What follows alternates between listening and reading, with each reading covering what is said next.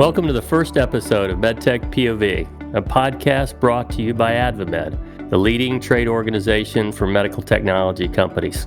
I'm your host, Scott Whitaker, the president and CEO of AdvaMed. Here at MedTech POV Podcast, we'll give you an up-close look at what's going on in the medical technology community.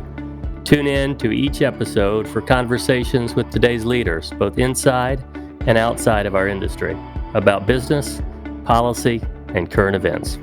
In this episode, we have with us General James Mattis, a four-star Marine general who spent more than 40 years commanding forces in the Persian Gulf War, the war in Afghanistan, the Iraq War, and of course, as former Secretary of Defense. He's a true leader. He's one of the best thinkers of our time, and perhaps above all, he's a servant of our country in every sense of the word. General Mattis spoke to our board a few weeks ago, and it was such a great discussion, we decided to share the Q&A portion with you all here today. Listen in as we pick his brain about everything from COVID-19 and international trade relations to how he got his famous call sign, Chaos. And what book does General Mattis think every MedTech leader should read? You've got to listen to find out.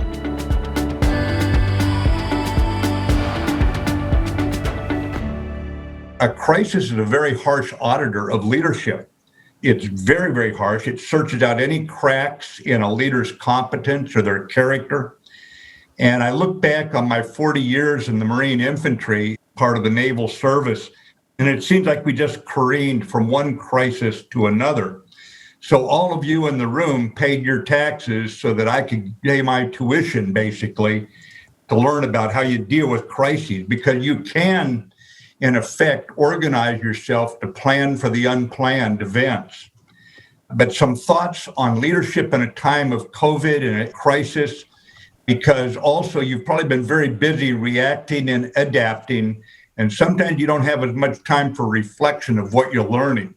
And I used to get an awful lot of value, frankly, because every about 4 years, the military pulls you out of your job and sends you to school for a year. So you had some time to look back. And one thing, your leadership is always unique to its situation that you're in, and you've got to adopt or marry your time. But really defining the issue is important. I think it was Einstein who was asked, how would you organize your thoughts? He's a pretty smart guy. And people say, how would you organize your thoughts if you had 1 hour to save the world? And he responded without hesitation, saying, well, I'd spend 55 minutes defining the problem and I'd save the world in 5. And why do I bring it up? It's because in a crisis, defining reality is the leader's number one responsibility. You must define reality. You have to recognize that people crave normality. They want things to be normal again. I mean, Herbert Hoover in 1920, following World War I and the global flu pandemic, he ran on a platform calling for a return to normalcy. That was his whole platform, return to normalcy. And you're going to find sometimes as you go into a crisis, people don't want to let loose of the normal. They want to stay wedded to the processes and that sort of thing. And you cannot allow your people to deny reality. You can't let them do that because a crisis is, by its very nature, unpredictable. That's what makes it, I think, a crisis.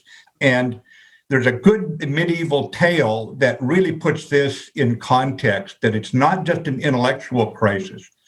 And basically, a traveler on the road runs into two guys on the road to London. And one of them is named Plague, and the other one is named Fear. And the traveler said, what are you doing? Why are you going to London? And the guy named Plague says, well, we're going to go up to London and kill 10,000 people. And the traveler looked at him and said, you can really do that? And he said, oh, no, I can only kill a couple hundred. Fear will kill the rest. In Steinbeck's Grapes of Wrath, there's a line in there I love. It says, a sad soul can kill you quicker than a germ. And you stop and think about the morale of your own team when you're trying to get them to be in customer-facing jobs, when literally they could be putting their life on the line. Back last February, March, April, we didn't know what all we were dealing with. We didn't know about the mortality rate and all. So you have to organize for this very changed environment. You must reorganize for it unless you're simply organized for crisis. And basically, no human organization can always stay in crisis mode. You're going to fall back into lessons learned and this sort of thing. And hopefully you take some of the lessons from the crisis so you have more of a shock absorber. But you're going to, when a crisis hits, you're going to have to reorganize into that near-term current operational team that you've got, keeping we'd call it the naval service damage control. You're just trying to keep the ship afloat. Meanwhile, you've got some people who are working on really repairing it and putting it back in fighting trim just as quickly as you can. I think, too, that what you tell your folks to do in the day-to-day running of your organization needs to leave room for their initiative and aggressiveness. And the reason I say that is, go back to my earliest comment that crises are revelatory. If you don't leave room for them to improvise, adapt, and overcome, to use their initiative and aggressiveness, and those are the two qualities in the Navy and the Marines we look for when we're promoting people. If you don't leave room for them to practice their initiative in day-to-day operations, if you're not coaching them to get better and to think 2 levels above, then when the crisis hits, you lose a lot of the nimbleness that you really need. So what we do in the military, we have something called commander's intent. So you say, my purpose is, my aim is. I'll give you an example. I want to seize the bridges over the Tigris River before the enemy has a chance to blow them. We're going to operate on 2 lines of effort. And at the end state is, I want to be north of the Tigris and prepared to support the Army's attack on Baghdad by this date. Notice I didn't put much in there about how we're going to do it, because I wanted the initiative and aggression. They knew what I wanted. They knew the basic timeline. They had a pretty good idea of the larger scheme. And now I leave it to the initiative and aggression. If I had to put it in musical terms, were I Mozart, and I'm not, I would have written my scores of music with only 1/3 of the notes and left a whole lot of room so my other folks who are going to play the oboes and the tubas could add their own notes. Now, you could say, well, that's not always going to be very neat. And you're right. It might sound pretty discordant at times. But if you can create transparency and alignment with your team during day-to-day operations, when the crisis hits, they will still be aligned in the right direction. And yes, you need feedback loops and you need to make sure you're guiding them in the crisis, but they'll be much more apt to use their initiative and aggressiveness at that point. I think, too, that you've got to watch for ethics. When a crisis hits, a lot of SOPs go away, some internal controls are relaxed, you're moving quickly. And if you have people who like to run the ethical sidelines, they're probably going to make a mistake or take a chance that you can't take reputationally or legally for your outfit. So try to keep everyone running the ethical midfield. So when they make a mistake, you're in a coaching mode as you guide them back into the center field. They didn't step out of bounds. If they're running the sidelines, they make a mistake, they're out of bounds, and either the SEC or the regulatory people or FDA, FTC are going to be in there. And boy, there's going to be hell to pay. But try to keep the ethical rewards. Any institution gets the behavior it rewards. Keep those rewards for people staying inside that center area and make sure they know if they've got to go outside, they got to call you. That becomes a corporate level decision, not that when you don't delegate. And probably in that regard, let me just close by saying that you need to know the difference between a mistake and a lack of discipline. Because, I mean, I've made more mistakes than probably anybody I ever met in the Marines because I was around there so darn long. I remember once I managed to get 1,250 sailors, Marines, and Arabs in my infantry battalion surrounded in the middle of an open desert. Now, that's almost impossible. I mean, that goes beyond stupid even, okay? So my guys got me out of that job. You know you're not too smart when your mortar guys are getting out, putting up 4 mortars pointing north and 4 mortars pointing south in the middle of the desert. You know, that's a sure indication that you're not brilliant, okay? They got me out of the jam, and later that day, all the assault battalion commanders got called to the colonels. I was a lieutenant colonel, battalion commander. Colonel calls together, and the innocent people, this was in the liberation of Kuwait and Kuwait City, And he said, the Iraqi army is killing innocent people in the streets of Kuwait City. We've got to break through now. It was getting towards dark. We'd hoped to wait until the next day. And so we got our orders. We all turned to go back to our units and get them underway and break through to the city. And he called me over. He said, hey, Jim, come here for a minute. I came over and he said, did you learn anything today? I said, yes, sir. He said, okay, turn around and walked away. No long lecture, no long chewing me out. And they certainly could have done it. He'd seen it through his binoculars, exactly what happened. Open desert, couldn't hide it. But he knew I'd made a mistake. I'd learned from it. It wasn't a lack of discipline. We were all exhausted. We've been fighting without sleep for about 3 days. You know what happens to your cognitive ability. And I blew it. I mean, a leader is a sentinel. You don't let your unit get into that kind of thing. But my point is that if you're going to have initiative and aggressiveness and reward it so your unit stays, your organization stays nimble, there's mistakes that are going to be made. And you don't allow lack of discipline. In the naval service, if you run your ship aground, you're going to be drop kicked through the goalposts of life. That's all there is to it. It's the varsity. You're held accountable, okay? Sexual harassment is not a mistake, for example. Pilfering from the company funds is not a mistake. That's a lack of discipline. That's different. On that case, remember, even Jesus of Nazareth had 1 out of 12 go to crap on him. So once in a while, you got to fire somebody, okay? But try to not get into a position where every mistake is made legal or is made a black mark on somebody's personnel file. So let me stop there because I'd really like to see Kevin and Scott, what's on your guys' minds, on your team's mind. But hopefully that's enough to kind of prime the pump a little bit here. Well, General, that's great. And such great lessons for all of us. I was thinking as you were talking how much we would have enjoyed hearing this in February of last year before the crisis hit us. We're all going through this very difficult time right now of crisis management and leading companies through a very difficult time. At some point, we're going to transition back to normal or some form of normal. In your time in the military and also as a Secretary of Defense, you've led through crisis and you've led coming out of crisis and you've led in times of normalcy as well. Can you reflect a little bit on the second half of those experiences post-crisis and some lessons that might benefit all of us there?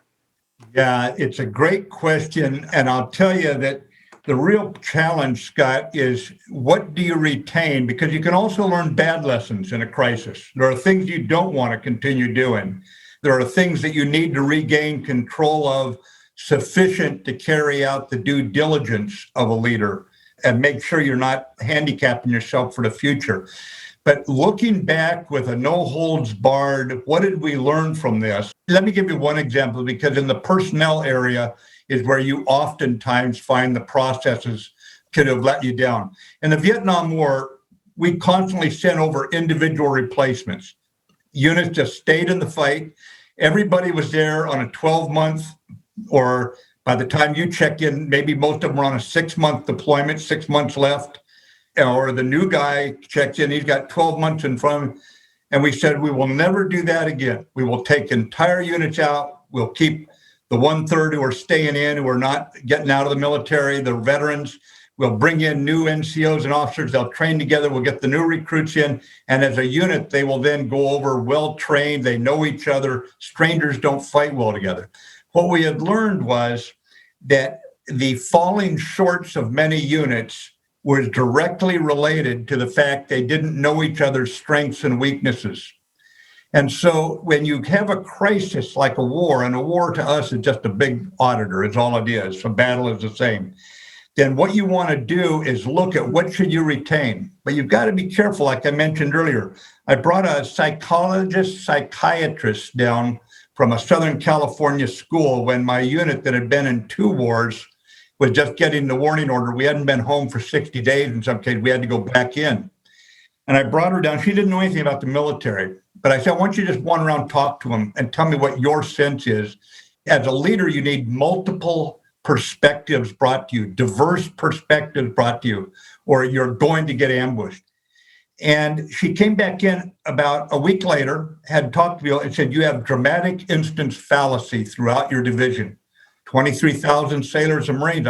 I'd never heard the words before. She said they've been to war. They've been in some very dramatic moments. Those instances are burned into their mind. And I was thinking, having been in more than one war, I knew what she meant. Some things seem like they always happened 20 seconds ago. They never get old. And she said, and it's a fallacy. They're going to go back over thinking their worst day on the last deployment is going to be what they're going into.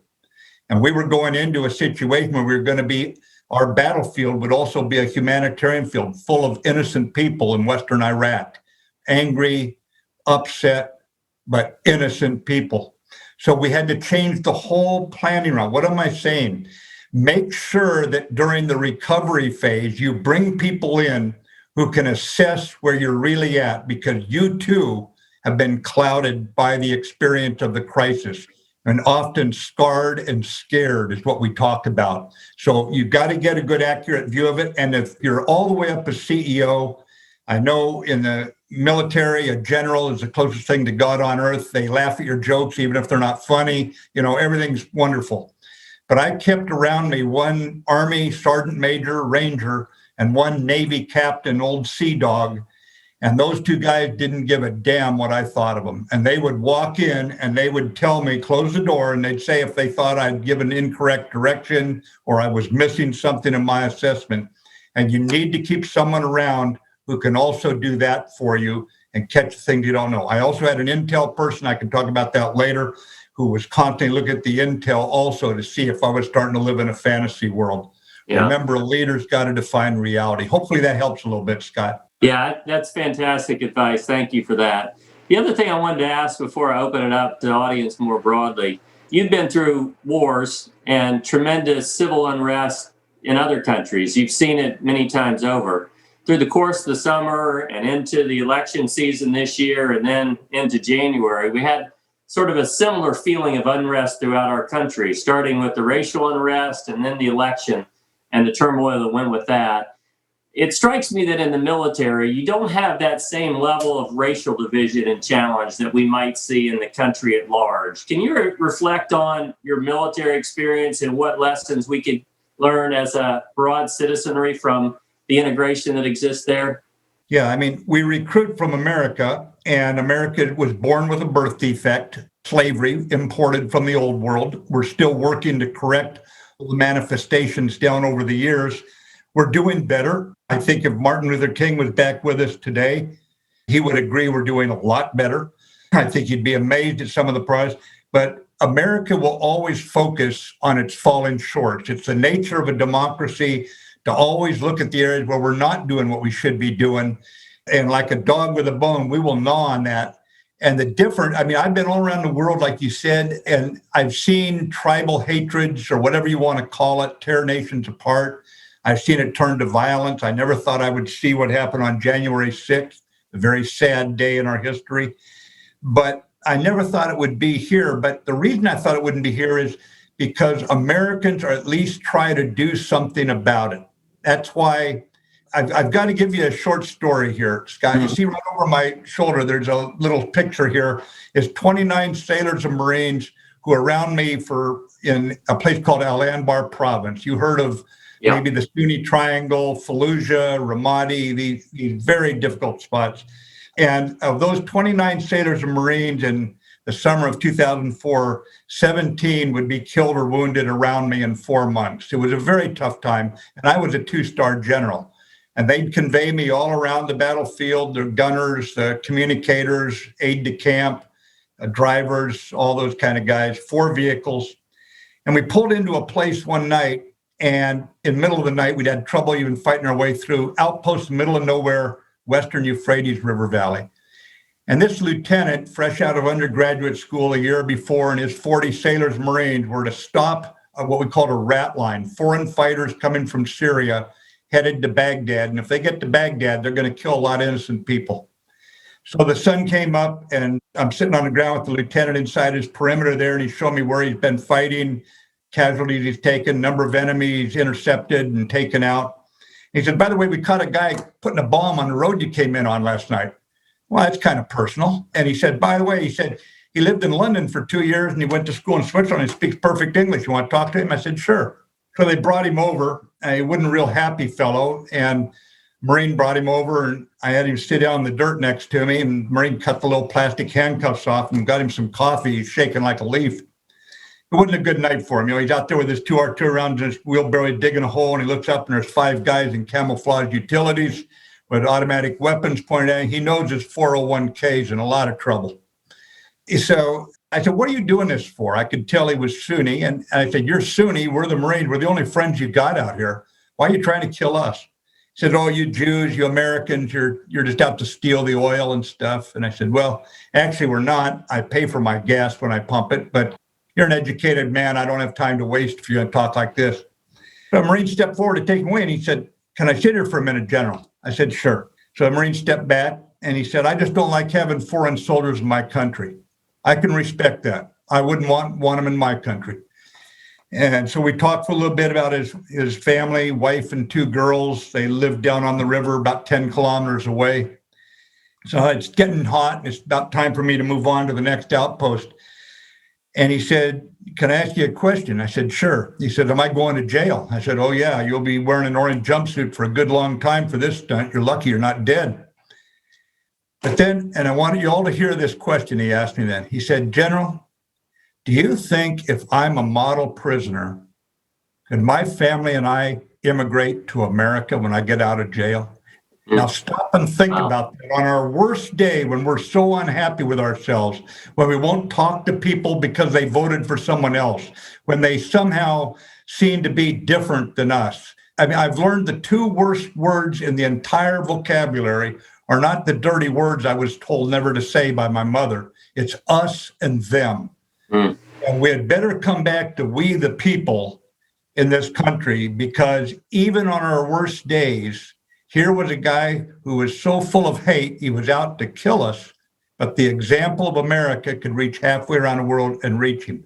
We'd better get back to what Martin Luther King said was the right way to measure people, by their character. We'd better get back to having a social contract with each other that brings us together, and get over this scorching rhetoric and scoring points against each other. Because right now I'm more worried about that than the Chinese Navy landing their troops in California and taking over the state, okay? I mean, this is a serious problem. Back over to you, Scott.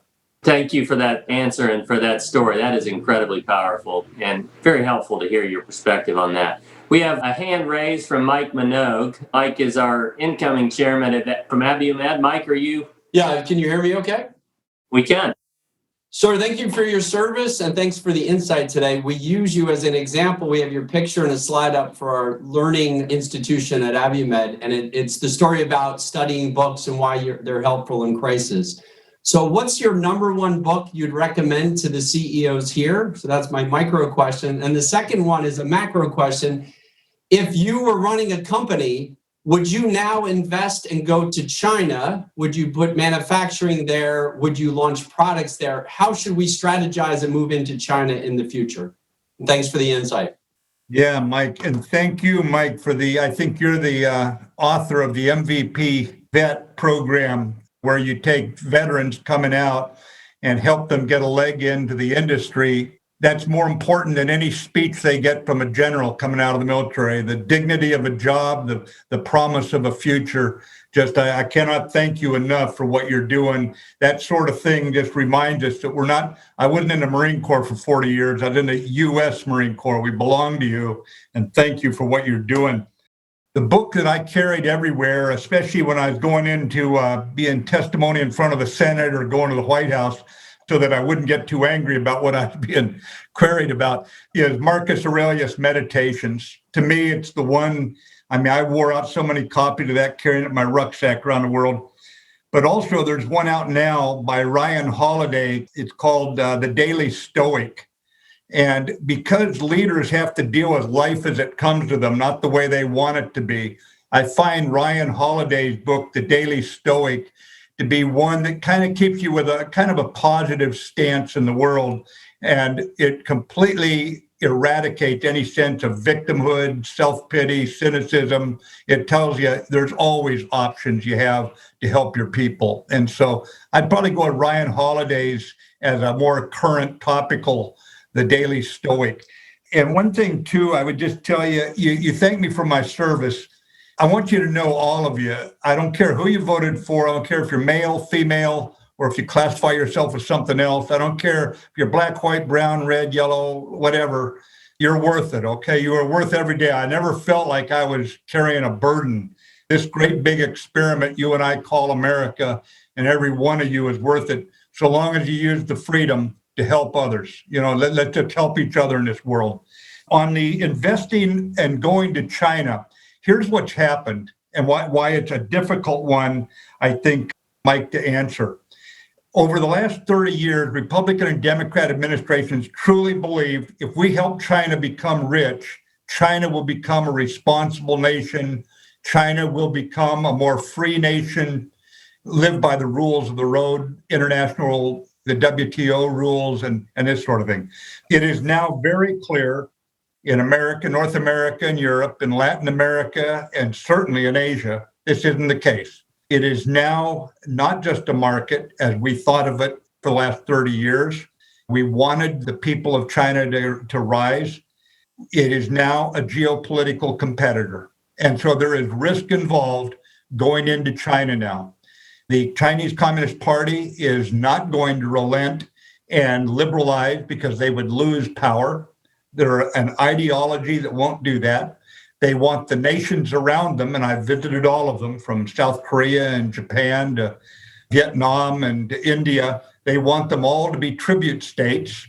They violate the sovereign decisions on diplomacy, on economics, on security. And so we're going to have to cooperate with China where we can, for example, in climate change or in pandemics or maybe on nuclear proliferation. But we're going to have to confront China where they decide to violate other people's sovereignty, as they have in India, as they have in the South China Sea. Let me give you a short story, Mike, that sums up my concern. I meet my Chinese counterpart in Beijing. We have a good talk. I invite him to Washington, invite him to Mount Vernon, and we fly him down there, and the actor who plays General Washington takes him on a tour through the house, and I point out the key to the Bastille that Lafayette gave Washington and said, you see, revolutionary generals let political prisoners out of jail. Well, I'm not paid to be subtle in Department of Defense, tell it like it is. And so he and I went for a walk in the wood just with an interpreter as our staff got ready for a big dinner there that night that we would join them at. And I'm walking with him and I said, are you aware of how much the hardworking Chinese people have benefited from the international system that the Americans and other United Nations put in place after World War II from lessons learned?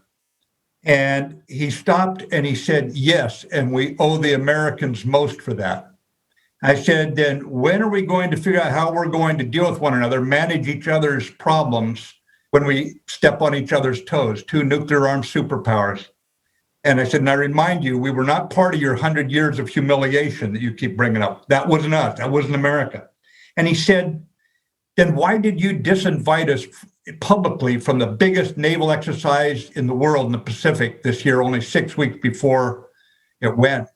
I said, well, Mr. Minister, your president had promised President Obama, previous administration, you would not militarize the Spratly Islands. 6 weeks before the exercise, you put missiles in the Spratlys. So what do you expect me to do? And I said, now look, either your military doesn't obey civilian control, civilian orders, which worries me greatly, or your president was lying to us, which worries me greatly. So tell me what I should be worried about. He said, oh, but Mr. Secretary, those were defensive weapons. I started smiling at him, Mike. I said, I've been shot at. Let's remember, we're both generals here. I rented a suit to talk to you tonight, okay? The bottom line is, I've been shot at by defensive weapon and offensive weapon. I don't know the difference.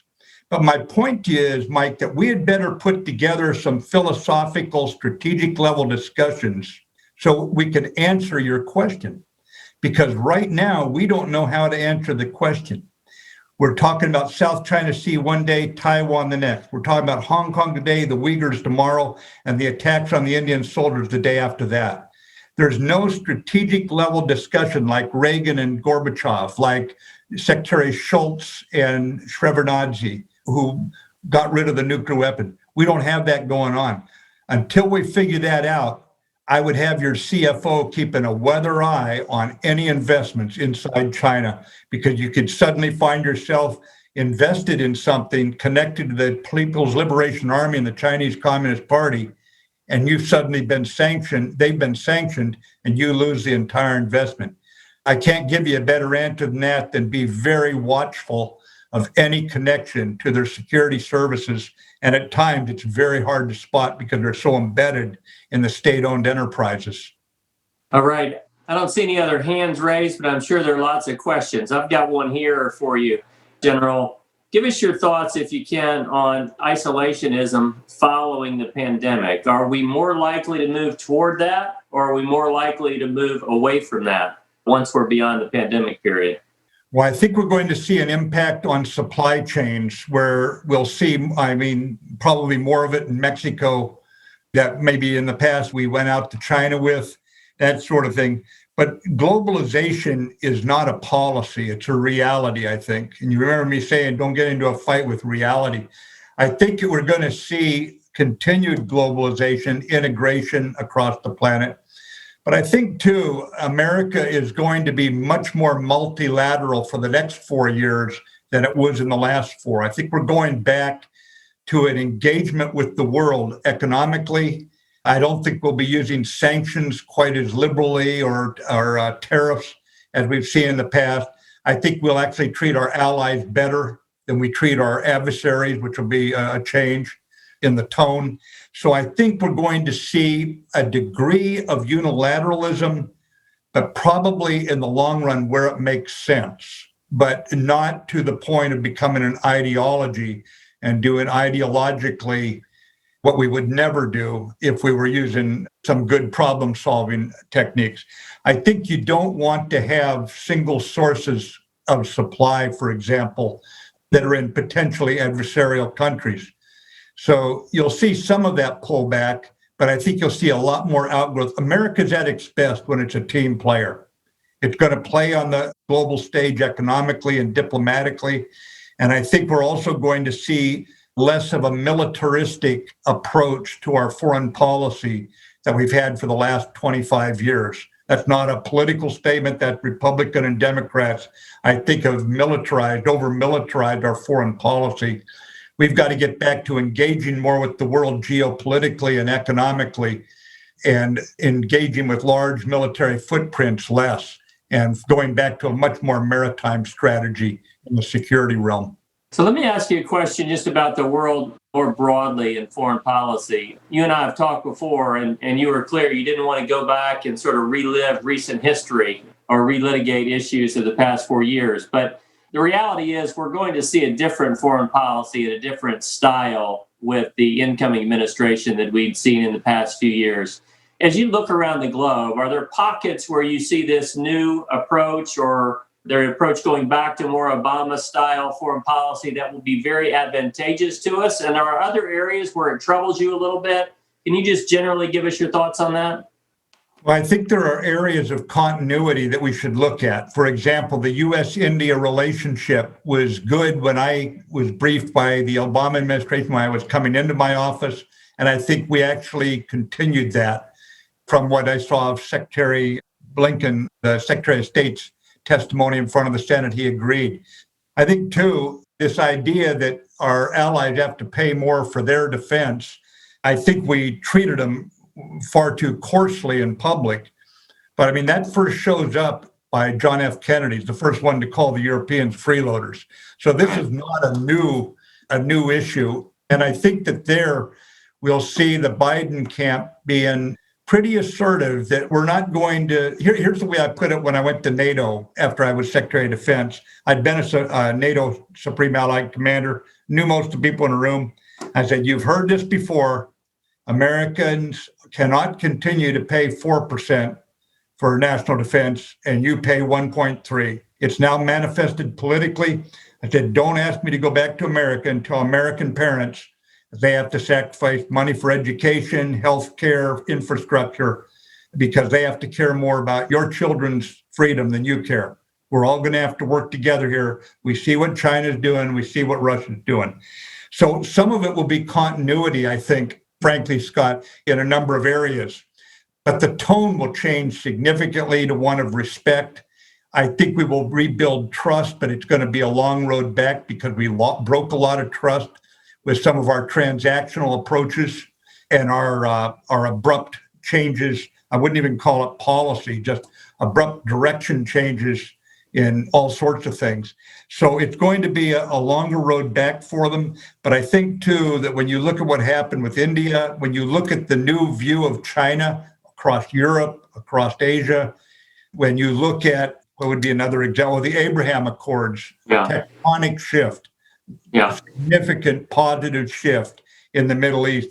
So I think you're going to see some continuity in there, but I think also you're going to see us once again becoming a more trusted ally among like-minded nations, democracies, to put it bluntly. Yeah. Can you elaborate a little bit on the Abraham Accords? I wanted to ask you about that because it felt like in some cases it was a bit overlooked as meaningful progress. And it sounds like from what you're saying, you do see it as progress directly in some countries, but maybe more broadly in the Middle East that will translate over the next 15 or 20 years. Is that right? I think your instincts on this are exactly right, Scott. This is a sea change in the Middle East. And a lot of people have stepped up and said, I was the author in this one. Everyone who knows what happened and has been over there knows it was the Crown Prince of United Arab Emirates who had the political courage and the strategic vision to initiate this. He drew in Bahrain that had to have Saudi Arabia's permission to join because it's 75%, 80% of their federal budget comes from Saudi Arabia. Of course, that adds to Egypt and Jordan already. And as you look at our effort to reduce American military influence on our foreign policy, it's always got to be there. I mean, my job really was not just to run military operations. It was to make sure our diplomats spoke from a position of authority and try to keep the peace for one more year, one more month, one more week, one more day, one more hour, so the diplomats could do their job. So here we have now where the diplomats have actually pulled this off. And as the Arab countries and Israel, as they get together, that is a much more formidable counter to Iran. And that means that we don't have to carry a disproportionate share. It also means it's got a calming effect, I think, on the region. So we'll see how it plays out, but this is a wholly positive effort. The Americans did a good job, I thought, the last administration of supporting it. And I think that we'll see more progress along these lines. And I think that in the long run, we'll look back on that as probably the most significant shift in probably the last 40 years in the Middle East. It sounds like maybe, General, in a meaningful way, it should change perhaps the way some of our companies think about interacting in the Middle East as well, given the progress we've made. Maybe a little less volatile and maybe a little more constant. Is that right? It's absolutely right. I believe the latest count in Dubai, Israeli tourists for the Hanukkah season, the Hanukkah holiday, was over 40,000. 40,000 wow. Israelis can't all be wrong. Yeah. There's a democracy going to an Arab country, very tolerant Arab country. In the U.S. military, we call UAE Little Sparta, because every time we're in a jam, they're right there alongside us. And their troops can really fight. They're good troops, they're disciplined, they're ethical, they're well-led, and they actually train their Air Force and their Army with our troops. So this is a country, I think, that we're going to see leading by example. And change never comes fast enough for those who want it right away. But this is pretty significant. And the number one deal going on in UAE for the last 40 days has been UAE Israel companies dealing back and forth. So There's your indicator. You wrote a fabulous book recently, Call Sign Chaos, and I've shared that with many of our board members. I've learned a lot from reading it myself. In the book, you talk about, and I should say as we wrap up here, President Washington, General Washington, being one of the leaders that you've looked to as a hero in your mind.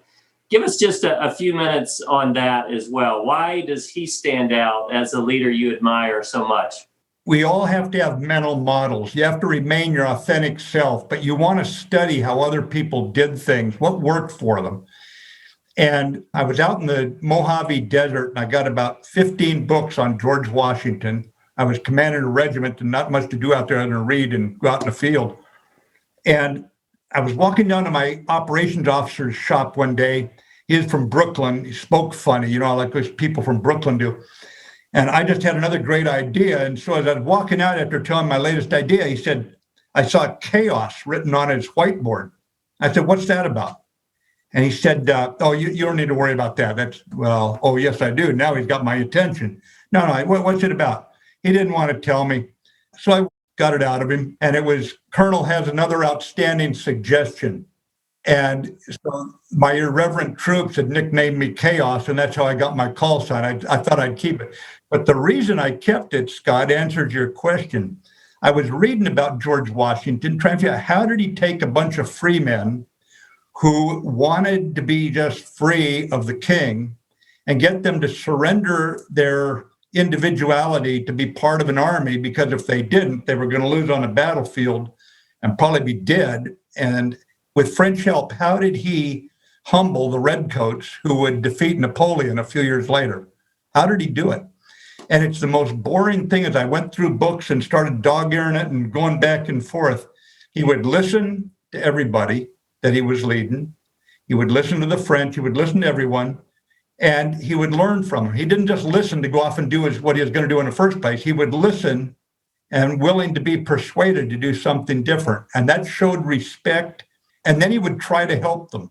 He would help the French by giving them scouts when the French army showed up. He would help the Delaware guys to understand what the British guys were saying, literally. He actually put a translator in some of the units. But eventually, watermen from Delaware and Massachusetts, the rebels under Virginia grandees, with guys from South Carolina who couldn't understand anybody the way they talked, he put them together and it worked. And he would listen and he would learn and he would help them. Then he would lead. And I just, after a while, when I was sitting there thinking of my chaos and my brilliant ideas, I started doing more listening.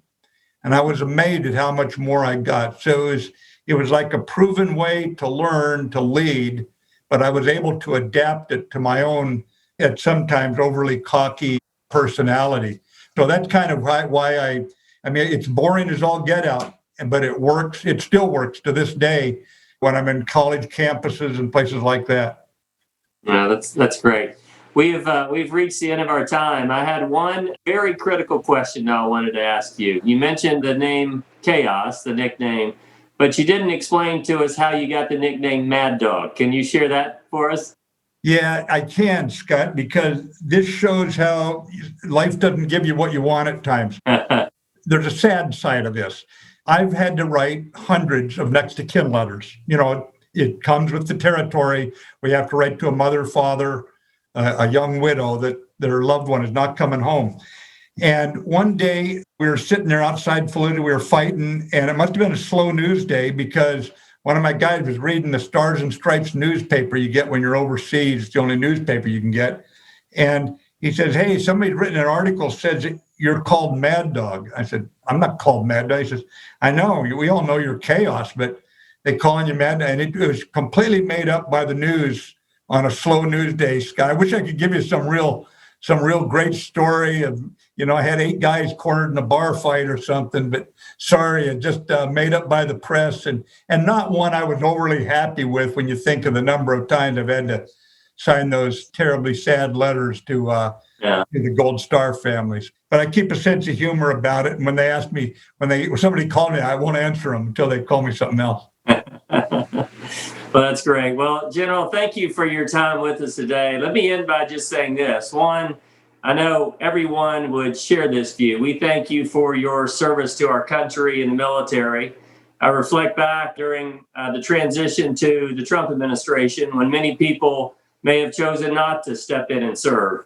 And in a difficult time, you made a different decision. And you decided to come in and serve your country as Secretary of Defense as well. I always found that to be incredibly honorable, and I'm grateful for your service. And when you departed on the right terms and the right way. And it made all of us who admired you proud. And so we thank you for that. And we thank you for your service to the country. We thank you for taking time to be with us today. It's an honor and a pleasure, Scott. And good luck to all of you. You carry a lot of hopes on your shoulders, both in your company and certainly in in various hospitals around the world. So thanks for having me. Honored to be with you, and good luck. Thank you for joining us for this episode of MedTech POV. For more information and to subscribe to our podcast, go to advamed.org/podcast. You can also subscribe through your favorite streaming platform. We hope you'll join us for the next episode of MedTech POV.